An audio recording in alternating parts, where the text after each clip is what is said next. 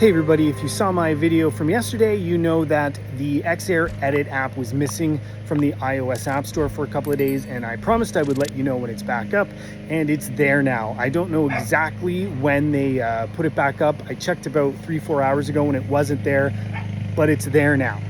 So if you've been looking for that app, if you need to grab it, it's there. Head over to the iOS App Store and it's all good. Anyway, that's my update. Thanks for watching. See you later.